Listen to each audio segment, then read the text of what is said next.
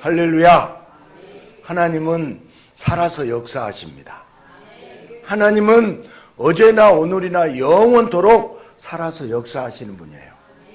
그 하나님이 우리에게 부흥을 주셨습니다.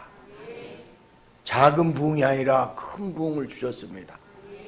부흥은 예수님이 임재하는 것이에요. 우리 인생이 행복하려면 반드시 예수를 믿어야 됩니다. 행복의 시작은 예수 그리스도십니다. 예수 안에 기쁨이 있고 예수 안에 즐거움이 있고 예수님 안에서 진정한 평안이 있습니다. 예수님 안에 있을 때 형통합니다. 우리 옆 사람에게 예수님 안에서 잘 됩니다. 예수님 안에서 형통합니다. 아멘. 어느 신병교육대에서 있었던 일입니다. 연병장에 길게 서 있는 훈련병들에게 조교가 인원 파악을 위해서 좌로 번호하고 외쳤습니다. 그러자 모두가 좌로 번호 복창을 하고 가장 우측에 있는 사람부터 하나, 둘, 셋, 넷 절도 있는 목소리로 번호를 외쳤습니다. 그렇게 신병교육대의 약 200여 명의 신병들이 번호를 외쳐야 하는데 67, 68, 69 그 다음 훈련병이 자기 순서 때 70이라고 외쳐야 할 것을 그만 70 이렇게 외쳤습니다. 그리고 그 다음 훈련병도 71, 72, 73 어떻게 되었을까요? 아마 열심히 정신교육을 받았을 것입니다. 정신을 못 차린 한 사람 때문에 힘든 시간을 보낸 경험이 군대 생활을 했던 사람들은 경험했을 것입니다. 여러분들은 그렇지 않나요? 이런 사람은 화평을 깨는 존재입니다. 우리는 화평을 깬다 할지라도 예수님은 우리에게 또다시 화평의 선물을 주십니다. 오늘도 예수님의 말씀을 들으며 화평의 선물을 하나름 받아드는 축복의 시간 되시기를 주님의 이름으로 축복합니다. 현대 사회에서 최고로 인정받는 사람은 어떤 사람일까요? 돈이 많은 사람일까요? 아니면 잘생긴 사람일까요? 현대 사회는 다른 무엇보다도 유능한 사람을 좋아합니다. 유능한 사람을 인정합니다. 그래서 모든 사람은 유능한 사람이 되려고 노력을 합니다. 초등학교에서부터 고등학교까지 수많은 시간을 들여서 여러 가지 지식을 쌓습니다. 그것도 부족해서 대학교와 또 전문적인 대학원까지 다니면서 높은 지식과 능력을 갖추어서 사회에서 유능한 자로 인정받으려고 안간힘을 쓰고 있습니다. 그리고 회사에 들어가든 사업을 하든 능력 있는 사람으로서의 존재감을 드러내고 싶어 합니다. 그런데 전문 경영 스크루 조사에 따르면 회사원이든 사업자이든 크게 두각을 나타낸 사람들은 많은 능력을 가진 사람보다 사람들 사이에서 화목하게 팀워크를 이끌 수 있는 사람이 더 유능하다고 인정받는다는 다소 생소한 결론을 내렸습니다. 소위 성공한 사람들에게는 어떤 실무적인 사업적인 능력보다 다른 사람들하고 관계가 더 중요하다는 뜻입니다. 실제로 성공한 사람들을 보면 대부분 일의 능력보다는 관계를 통해서 성공하는 경우가 훨씬 더 많습니다. 다시 말해서 사람에게 가장 중요한 능력은 일이나 사업에 대한 능력보다 다른 사람을 평안하게 하고 다른 사람을 존중해주고 모두를 유익하게 하는 사람과 사람 사이의 대인관계가 더 중요한 능력이요 더 중요한 역할을 한다는 뜻입니다. 자기 일만 하고 혼자만 살고자 하는 자는 별로 환영받지 못합니다. 그런데 많은 사람이 주변에 있는 모두와 전부 화목할 수 없는 한계를 지니고 있습니다. 대개는 좋은 사람과 그렇지 않은 사람이 분명하게 나뉘어져 있습니다. 또한 인간관계만 좋다고 인생이 화평해지지도 않습니다. 현대인들은 여러모로 힘든 현실에서 겨우겨우 살아가고 있는 것 같습니다. 그렇지만 사람과 사람을 유익하게 해줄 화평하게 하는 자는 어디에서나 필요한 법입니다. 서로를 편안하게 해주고 서로를 유익하게 해주는 화평하게 하는 자가 이 세상에 얼마나 필요한지 성경에서까지도 화평케 하는 자를 하나님의 아들이라 일컬음을 받을 것이라고 크게 칭찬하고 있습니다. 오늘 우리 5장 9절 말씀을 다시 한번 봐볼까요? 같이 읽습니다. 시작. 화평하게 하는 자는 복이 있나니 그들이 하나님의 아들이라 일컬음을 받을 것이며. 아멘. 화평하게 하는 자가 복이 있는데 하나님의 아들이라 일컬음을 받는다는 것입니다. 인생을 살다 보면 관계가 틀어질 수 있잖아요. 누군가와 관계가 나빠졌을 때 제3자가 개입해서 둘 사이에 틀어진 관계를 바로 잡아주는 경우를 많이 겪지 않습니까? 화평하게 만드는 자는 곳곳마다 꼭 필요합니다. 그러나 사람과 사람이 아니라 사람과 하나님의 관계가 잘못되고 문제가 생겼을 때 도대체 누가 하나님과 사람 사이의 비틀어진 관계를 바로 잡아주고 문제를 해결해 줄 수 있을까요? 오늘 성경에서 말하는 화평케 하는 자는 단순히 사람과 사람 사이가 아닌 사람과 하나님 사이를 화평하게 하는 자입니다. 오늘 성경에서 말하는 것은 사람 사이에 문제가 생길 때 그것을 해결해 주는 역할, 그 이상의 역할입니다. 하나님과 사람 사이의 문제는 인간이 타락하면서 생겼습니다. 죄를 지으면 죽음에 이르게 된다는 하나님의 징벌은 타락한 인간들에게 단호하게 적용되었습니다. 그러나 하나님께서는 다시 인간들을 살려주고 모든 죄를 용서하시고 구원해 주시기 위해서 율법과 계명을 지킨다면 다시 천국으로 데려가시겠다고 모세를 통해서 율법을 주셨습니다. 하지만 인간은 하나님이 주신 계명과 율법들을 왜곡하며 지키지 않기 때문에 하나님의 진노는 날마다 커졌습니다. 하나님과 인간의 관계에 문제가 생긴 것으로 인해서 죽음이 찾아왔어요. 하나님과 인간관계가 틀어짐으로 질병도 찾아왔고 슬픔도 찾아왔습니다. 이제 하나님과 인간의 관계를 화평하게 하는 자가 필요합니다.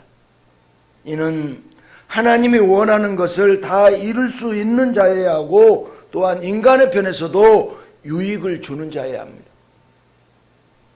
하나님과 인간의 관계를 완전히 회복시키려면 하나님이 요구하시는 모든 율법과 계명도 다 지킬 수 있어야 합니다. 또 인간이 요구하는 영원한 천국에서 사는 것도 들어주어야 합니다. 이렇게 양자 사이의 모든 것을 다 이룰 수 있는 자가 바로 하나님과 사람의 관계를 화평하게 하는 자예요. 이런 엄청난 요구를 중간에서 감당할 자가 과연 누구일까? 흰옷을 입고 있는 교황일까요? 수십 년을 산에서 수련을 하며 돌을 닦는 큰 스님이 할 수 있나요? 요즘 영향력 있는 천공이 이 역할을 할 수 있나요? 도대체 누가 우리를 화평하게 할 수 있을까요? 하나님은 인간을 창조하시고 인간을 너무너무 사랑하셨습니다. 하나님께서 인간을 사랑하고 좋아하신 정도는 천상의 천사도 흠모하고 마귀가 질투할 정도로 로미오와 줄리엣 관계보다 1000만 배, 아니 그 이상 측량할 수 없을 만큼 좁고 깊은 사랑의 관계였습니다. 그래서 처음 인간은 엄청난 특권을 누리고 모든 피조물 위에 왕처럼 군림하는 전능자의 아들로 살았습니다. 전능자의 위치에 있었습니다. 뿐만 아니라 인간 역시 하나님을 매우 좋아하고 사랑했습니다. 하나님과 인간은 아버지와 아들로서 화평과 평화로운 좋은 관계로 살았습니다. 그러나 어느 날부터 서서히 하나님 외에 세상이 인간의 눈에 들어오기 시작했습니다. 세상의 아름다움에 빠졌고 세상에 대한 사랑과 유혹에 넘어가기 시작했습니다. 신앙생활 잘하던 사람이요, 세상에 곁눈질하고 세상에 빠지면 그때부터 문제가 생기는 거예요.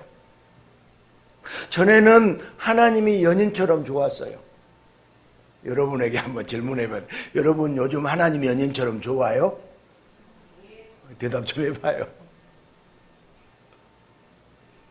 하나님이 연인처럼 좋아야 돼요. 믿음이 좋을 때, 신앙생활 열심히 하고 성령 충만할 때 하나님이 연인처럼 좋았는데 이제는 하나님보다 아름다운 세상이 점점 더 좋아지면서 인간은 하나님과의 관계가 금이 가기 시작했어요. 인간의 문제는 어디서부터 하냐면 하나님과의 관계에서 금이 갈 때부터 문제가 생기는 것이에요. 하나님과 멀어지기 시작하면서 인간에게 하나님은 더 이상 필요하지 않습니다. 하나님이 더 이상 중요하지 않는 존재요, 쓸모없는 관계처럼 버렵습니다. 이렇게 하나님과의 관계가 금이 가고 깨어지게 되자 하나님은 타락한 인간을 더 이상 아들로 대우하지 않고 에덴에서 쫓아내어 종으로 살도록 했습니다. 이제 인간과 하나님 사이에 화평은 없어졌습니다. 의로운 하나님과 더러운 죄인이 원수로서 서로 미워하는 관계로 전락해 버리고 만 것입니다. 하나님은 타락하고 더러운 인간을 죄인으로 살도록 그냥 내버려 두었고, 인간은 하나님을 원망하고 하나님의 아들이 아니라 세상의 종으로서의 비참한 삶을 살고 있습니다. 그렇게 인간에 대한 하나님의 진노와 하나님에 대한 인간의 불평이 서로 교차하고 있었을 때 하나님과 인간 사이에 화평케 하는 중보자로서 예수님이 이 땅에 오셨습니다. 중보자 되신 예수님이 인간의 몸으로 이 땅에 오셨습니다. 모든 인간은 타락하여 의로운 하나님 앞에서 죄만 짓고 죄만 추구하는 존재였는데 예수님이 인간으로 오셔서 죄를 멀리하고 하나님이 요구하시는 율법과 계명을 다 지키고 의로운 삶을 예수님이 사십니다. 인간 중에 유일하게 하나님의 모든 계명을 지키고 순종함으로 예수님은 하나님의 진노를 돌이키시는 유일한 분입니다. 하나님의 진노를 돌이키는 유일한 분이 누구라고요? 예수님입니다. 이렇게 해서 하나님의 의로운 요구를 다 이루시는 분이 바로 우리 예수님이세요. 또한 더러운 죄만 지은 채 하나님으로부터 쫓겨나고 멀어진 인간들에게 하나님이 얼마나 자비롭고 얼마나 사랑이 많고 은혜스러운 분인지, 왜 죄를 지었어도 하나님께 돌아가야 하는지 하나님의 마음을 부단히 가르쳐 주신 분이 바로 우리 예수님이세요.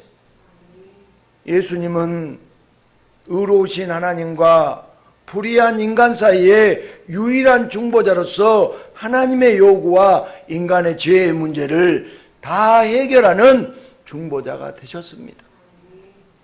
하나님과 인간의 관계는 결코 회복될 수 없는 사이였어요. 그러나 하나님의 마음을 인간에게 돌이키고 인간의 타락한 마음을 다시 하나님께 돌이켜서 깨진 관계를 회복시키는 것이 바로 예수님의 역할이에요. 말라기 4장 6절에 보면 같이 읽습니다. 그가 하나님의 마음을 자녀에게로 돌이키게 하고 자녀들의 마음을 그들의 아버지에게로 돌이키게 하리라.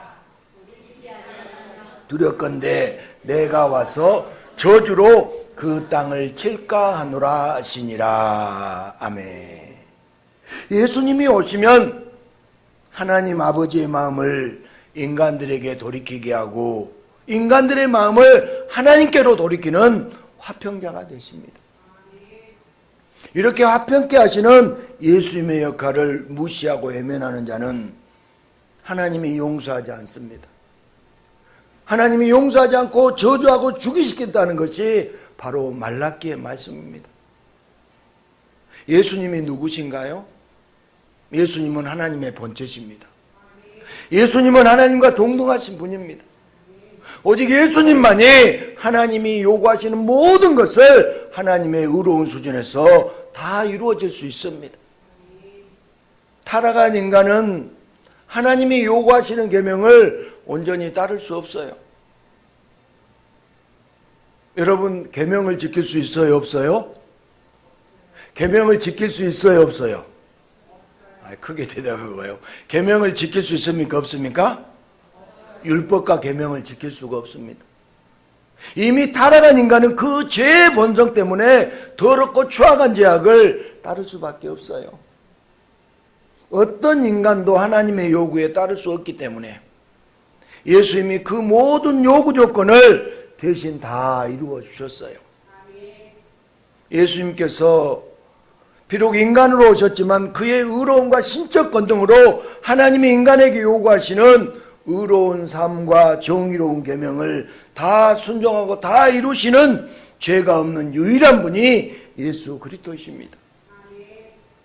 또한 예수님만큼 하나님이 어떤 분인지 잘 아는 자가 없습니다.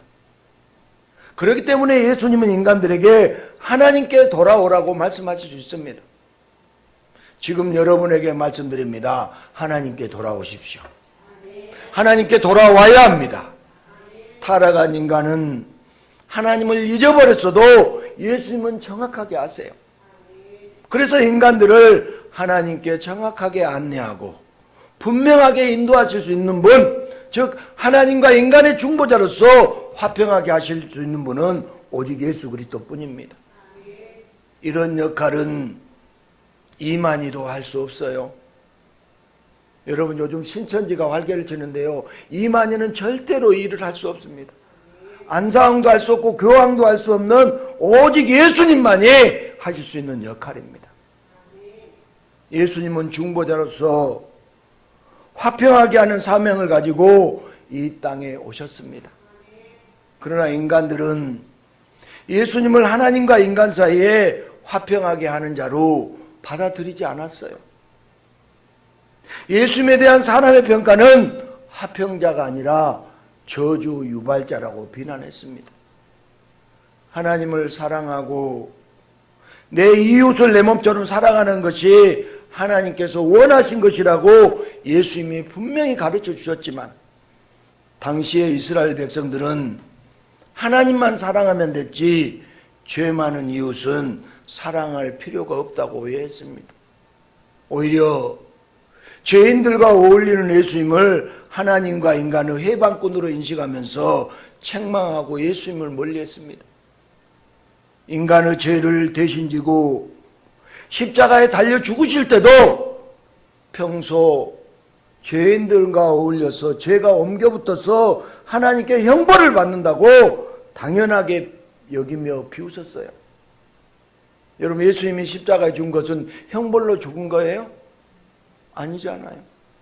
결국 예수님은 하나님 앞에서 참혹한 십자가의 형벌을 받는 비참한 존재가 되는 동시에 인간들에게도 외면당하며 조롱과 미움의 대상이 되었습니다. 그렇게 예수님은 하나님에게도 버림당하고 인간들에게도 버림당해서 벌레 같은 취급을 받으셔야만 했습니다. 그럼에도 예수님은 하나님의 모든 계명을 지키고 하나님의 모든 요구를 지키는 유일한 인간이 되시기를 주저하지 않으셨습니다. 그리고 인간들에게 안전하 선한 하나님에 대해서 자세히 가르쳐 주시고 깨닫게 해주셨습니다.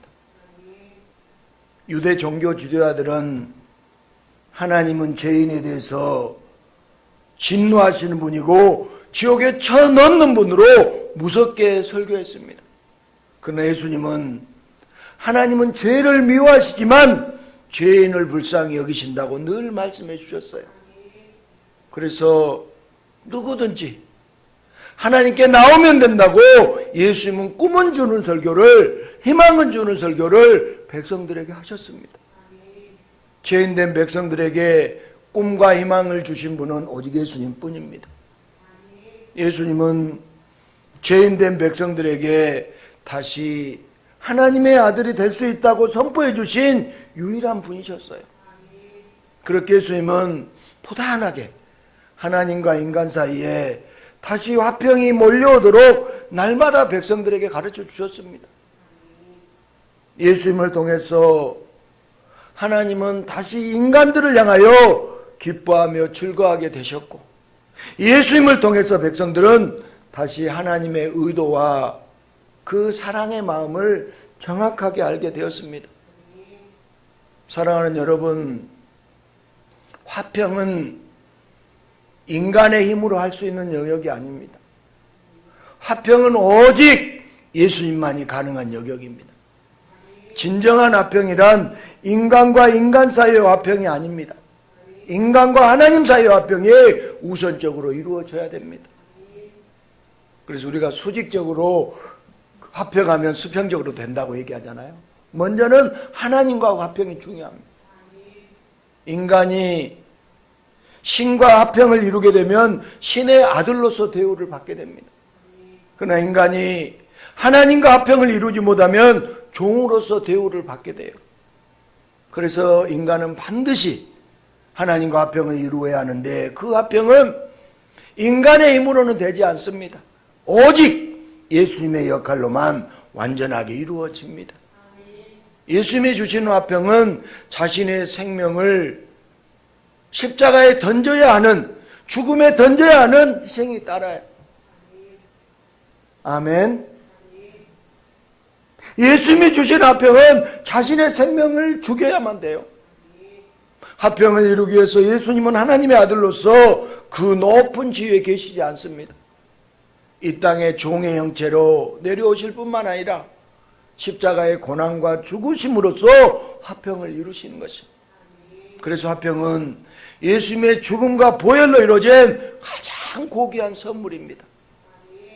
절대로 예수님의 역할 없이 화평은 이루어지지 않습니다. 예수님만이 하나님과 인간 사이에 화평의 사도이시고 화평의 중보자이십니다. 하나님 아버지는 하루 종일 죄에 대한 생각뿐이고 그 마음속에 죄악만 가득한 인간들을 보시고 탄식하십니다. 인간에게 더러운 생각이 가득하면 거룩한 하나님 아버지를 멀리할 수밖에 없어요. 여러분, 죄가 많으면요 하나님을 가까이 할 수가 없어요. 그리고 그런 인간들에게 남은 것은 하나님께 버림받는 벌레 같은 삶뿐입니다. 그러나 은혜의 하나님 아버지께서는 인간들을 불쌍히 여기셔서 화평의 중보자로 예수님을 보내주셨습니다. 예수님을 인간의 모습으로 이 땅에 내려보내셔서 하나님 아버지의 모든 요구를 따르게 하심으로 인간의 중보자가 되게 하시고, 또한 인간들로 하여금 다시 하나님께 돌아오도록 하나님의 중보자가 되게 하셨습니다. 화평케 하시는 예수님을 통하여 모든 인간이 더 이상 종이 아닌 하나님의 아들이 되도록 모든 지위를 회복시켜 주셨습니다.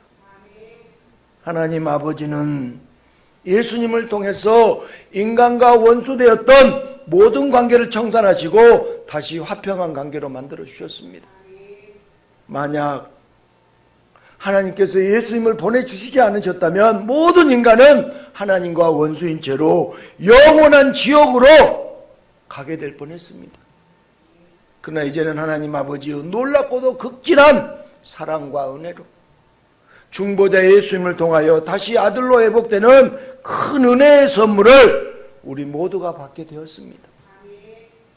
이스라엘 백성들은 원수된 인간들을 영원히 심판하시는 분으로만 하나님을 알고 있었기 때문에 하나님을 몹시 두려워했습니다. 이런 하나님이 너무나 무서워서 가까이 가지도 못하고 스스로의 인생을 자포자기했습니다.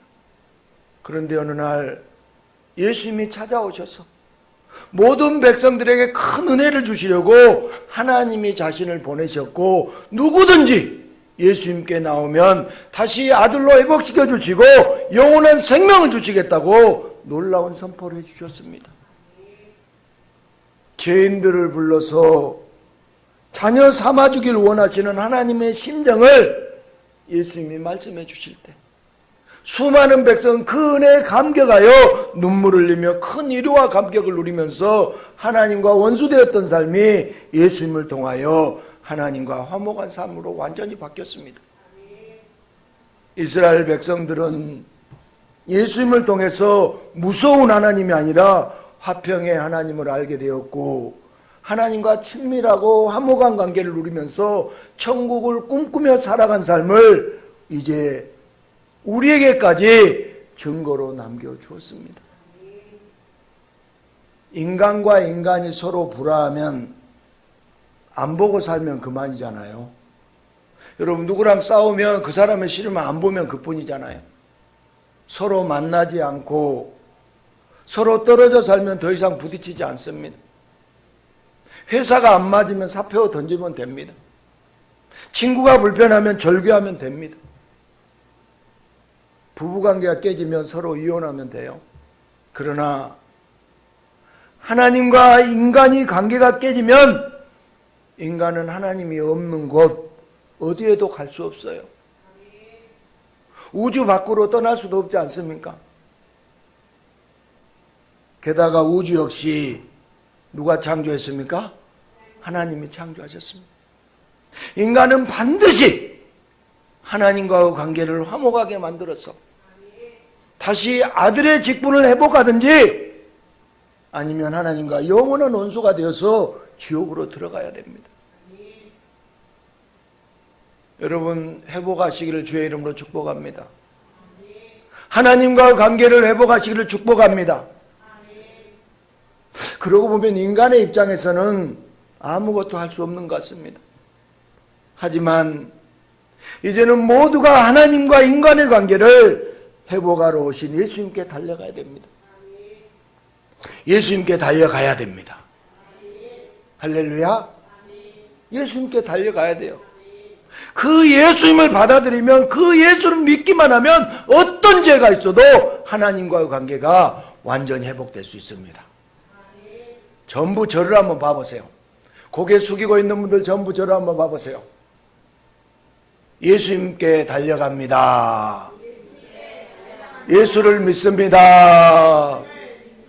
여러분, 교회에 와서 앉아있다고 되는 게 아니에요. 예수님께 달려가고 예수를 믿어야 돼요.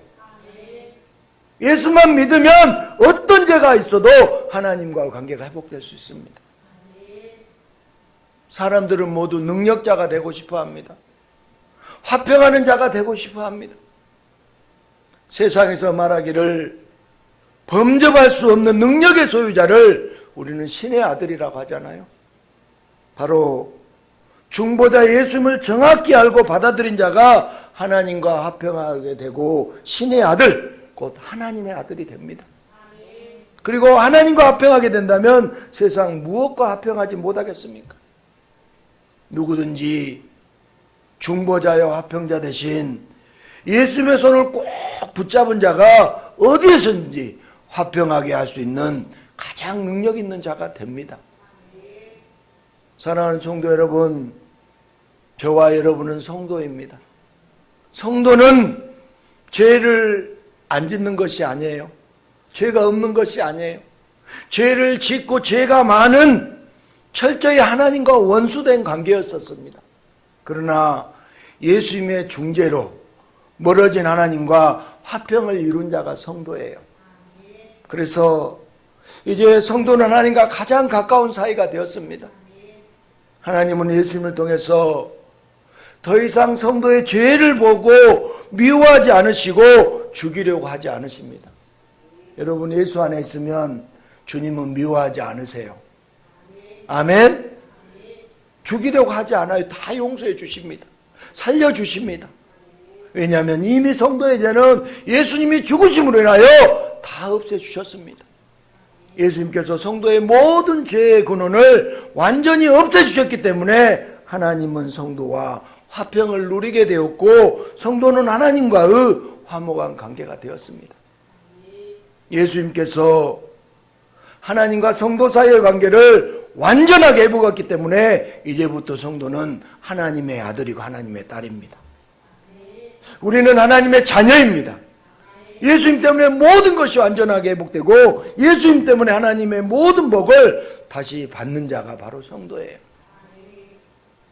사랑하는 여러분, 이제 우리는 무슨 일을 만나든지 불안해하거나 실망하고 있으면 안 됩니다. 불안해하고 두려워하고 실망해서는 안 돼요. 절망하면 안 됩니다. 하나님과 원수됐던 우리의 보잘것없는 모습, 죄악으로 가득 찬 우리의 가련한 영혼은 전부 사라졌어요. 크게 아멘 하세요. 이제부터 우리는 하나님과의 모든 관계를 완전히 회복해 주신 예수님의 역할에 주목해야 됩니다. 예수님의 사역에 주목해야 됩니다. 얼마나 우리에게 예수님이 소중한 분인지 알아야 돼요. 예수님은 소중한 분이에요. 하나님과 원수가 되어 죽을 수밖에 없었던 우리를, 그러나 예수님이 우리의 죄를 짊어지고 대신 십자가에 죽으셨기 때문에 우리는 화목하게 되었습니다. 평화를 누리게 되었습니다. 하나님의 아들이라는, 하나님의 딸이라는 감격의 지위까지 회복되었습니다. 우리 베드로전서 2장 6절 보겠습니다. 같이 읽습니다. 시작. 성경에 기록되었으되 모퉁이 돌을 시온에 두노니 그를 믿는 자는 부끄러움을 당하지 아니하리라 하였으니. 아멘. 그를 믿는 자는 부끄러움을 당하지 아니하리라 했으니. 모퉁이 돌이 나오잖아요. 영어로 코너스톤입니다. 벽과 벽 사이를 이어지는 곳에 큰 하중을 받는 기초석이 있습니다. 기초석. 모퉁이 돌이 없으면 벽과 벽은 이어지지 않습니다. 그리고 무너져 버려요. 쉽게 무너져 버립니다. 인간의 죄악으로 무너져 버릴 수밖에 없는 인간과 하나님과의 관계를 예수님께서 모퉁이 돌처럼 화평케 하는 자가 되어주셨습니다. 이런 예수님을 모르면 평생 자신의 인생을 한탄하고 평생 자신의 인생을 원망하며 결국에는 자신의 인생을 버리는 자가 될 수밖에 없습니다. 그래서 예수님을 잃어버리고 예수를 알지 못하면 여러분 자살률은 급격하게 높아가요. 여러분 시시때때로 들려오는 자기 인생을 포기했다 그러는데 그 사람 예수가 없어서 그래요. 예수를 잃어버리면 자살합니다. 그러나 예수를 알게 되면 불가능하게 보였던 신의 아들, 하나님의 아들이라는 아름답고 찬란한 지위가 다시 얻어지게 됩니다. 우리에게 가장 고상한 지식은 바로 예수님에 대한 지식입니다. 아멘. 우리에게 가장 위대한 지식은 바로 우리를 화평케 해주신 중보자 예수님에 대한 지식입니다.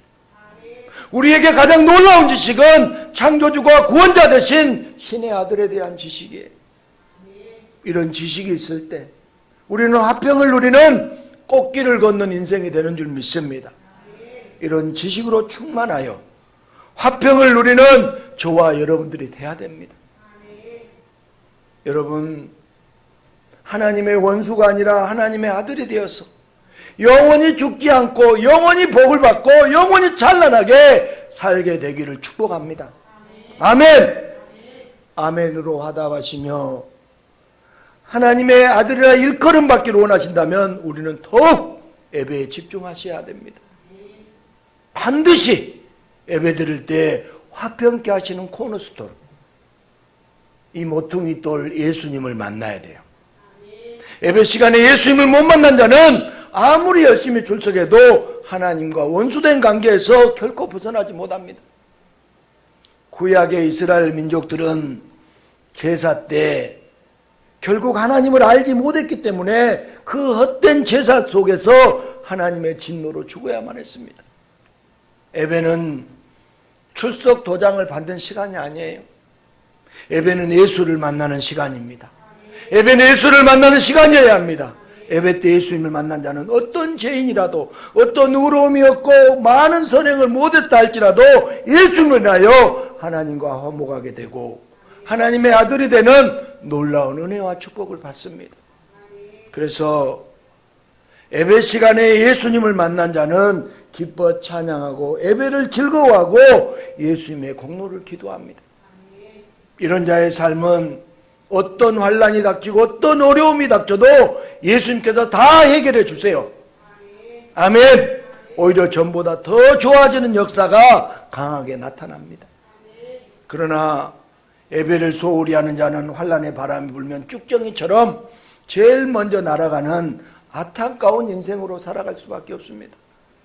예배 순간순간마다 반드시 예수님을 만나는 역사가 일어나기를 소망합니다. 예배를 대충 드리지 말고 예배를 지루해하지도 말고 예배에 임재 계시는 예수를 만나고 예배의 주인이신 예수님을 경험하기를 축복합니다.